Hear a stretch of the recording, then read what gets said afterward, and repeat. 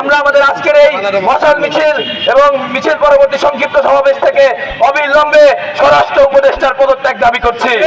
আমরা মনে করি স্বরাষ্ট্র উপদেষ্টা জাহাঙ্গীর কবির যিনি রয়েছেন, তিনি কিন্তু শেখ হাসিনার আমলের যে স্বরাষ্ট্রমন্ত্রী ছিলেন আসাদুজ্জামান খান কামাল, সে শেখ হাসিনার দালাল না।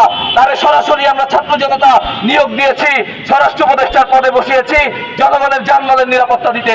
কিন্তু সে আমার আজকে মা বোনেরা ঘরে বাইরে বিভিন্ন জায়গায় ধর্ষণের শিকার হচ্ছে।